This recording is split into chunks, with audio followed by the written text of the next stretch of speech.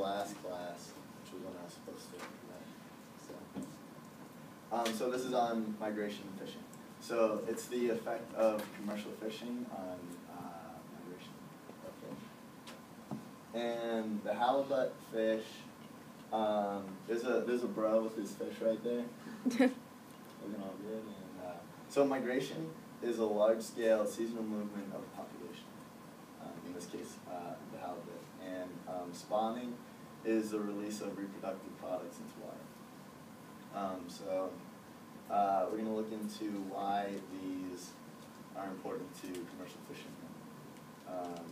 And so the halibut is, it's flat, well, more flat than most fish.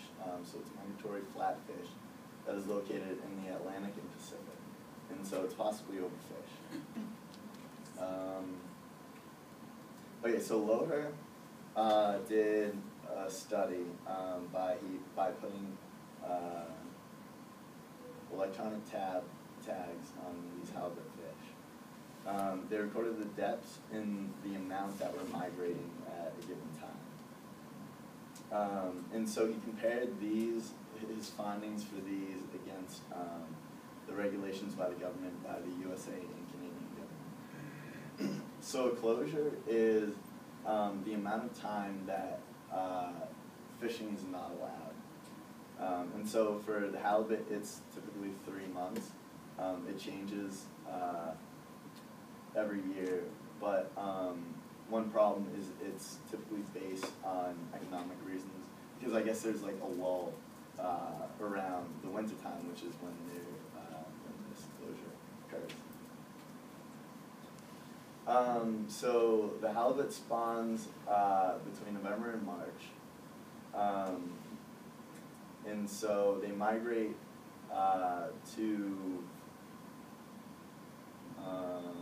more deep waters during autumn. That's when they begin to migrate. And they go to more shallow grounds during the spring, which is where they feed. So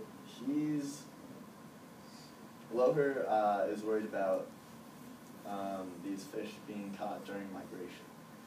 And although he didn't get into this as much as I would have liked, he claimed that closures, as you can see in the bottom, were most productive when they were preventing fishing during migration.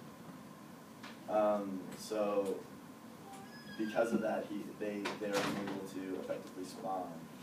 And due to both of those, the combination those factors, the population decreases considerably, which has a big effect on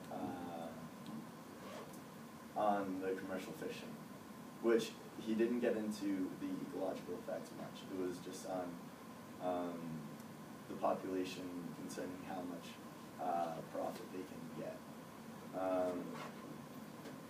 So he recommended that the closure be extended between September and May, because the halibut was being caught. Those that began to migrate early and late were being caught, and because of that, it was cutting off a certain type of halibut, and so there was like a decreased amount of variation between the halibut fish, which he didn't get into why that was bad either. So why does he say to do this? To prevent overfishing and loss of profit, which is kind of he's been building to this, to allow reproduction. And so that was for the halibut, why it would be beneficial for commercial fishers and management, and for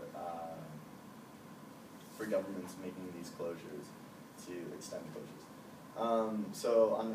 Similarly, the bluefin tuna is also overfished, but the bluefin tuna is much more aggressively overfished. So they vary between 330 and 90 pounds, and they have a high profit margin. And So Armsworth block, that's up, the comma right there, eagle, rough garden, very literal imagery. But the bluefin tuna and the yellowfin tuna, when these fishermen go out to catch yellowfin tuna, they end up catching bluefin tuna because of the gear that they have does not distinguish between the bluefin and the yellowfin tuna. So the problem that arises there is that when they are going to these areas to catch the yellowfin tuna, they catch the bluefin tuna while they are migrating and while they're spawning, which heavily decreases the population of bluefin tuna. And the management doesn't really mind this because the bluefin population is so low that prices for the bluefin tuna are raised.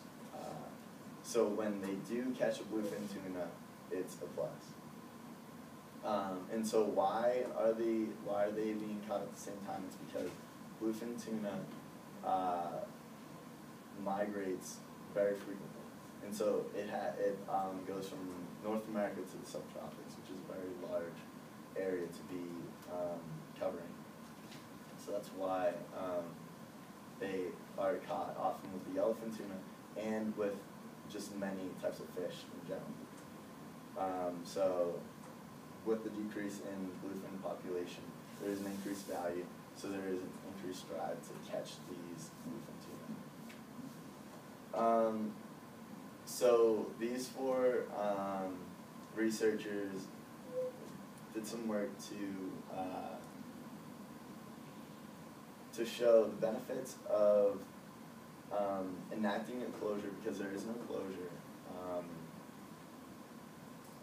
for the bluefin tuna. So enacting this closure and using a certain type of gear that would differentiate between the two types of tuna, or the two whatever they're fishing for. And so if they did this, it would be a 460% increase of income for these fishermen, and a 0.9 million increase per year. So if they stop catching the bluefin tuna so much during especially fragile times such as spawning and migration, then the bluefin tuna population will increase to the point where they can catch it very regularly and catch much more of it. So the summary is that the halibut, if these closures are increased, they can increase revenue for these three reasons, because of migration, overfishing, obstruction of spawning. And the bluefin tuna, they can increase revenue by 460%, 0.9 million per year, by preventing the accidental catching of bluefin tuna during migration and spawning. Those are references. So yeah, any questions? I have a question. So which, okay, so it's the United States, Canada, and what are like some other countries that are involved in, I mean, is it like a whole bunch? Especially the bluefin tuna, because it covers so much. I mean, like, what is that, like, the closure, like for the bluefin tuna, say they have closures, how many nations have to cooperate? Yeah, that was something that they mentioned, because I think it was, the United States catches like 4 to 6% of tuna, of this bluefin tuna. And so if the American government enacted this, yeah, there wouldn't be much of a difference. But they were saying those numbers were for an increase, or for if all governments enacted this, which I don't know how many, which I think was your question, so I don't know. But yeah, it would take the cooperation of a lot of governments, which is very unlikely.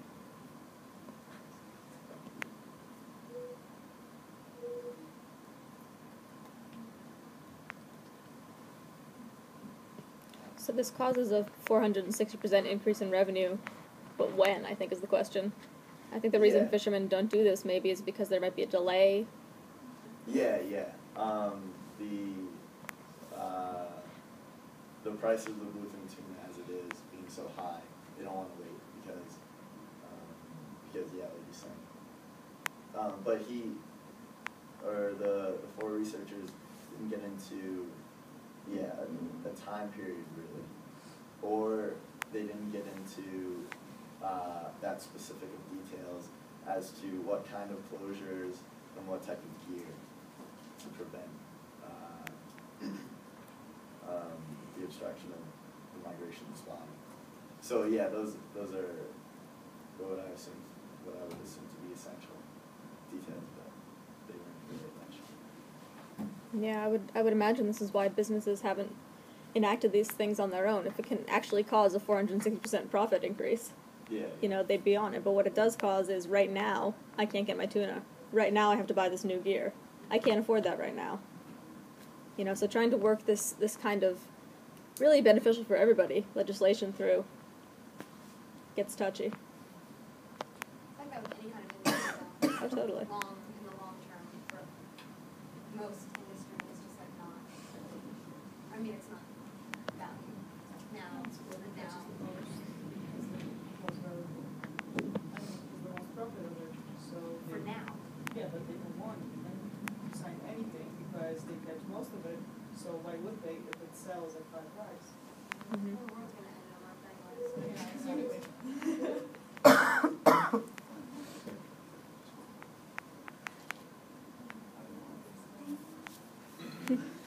Can bluefin tuna be raised in like farming, like farms? Oh yeah. I'm not sure. If I had to guess, I would guess that it might not have a high profit because they're so big. Right. This farms But are that's terrible just a for the guess. environment anyway, Yeah. right? Like, yeah, Oh really?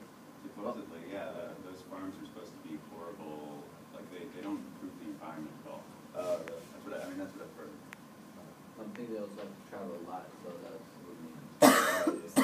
So,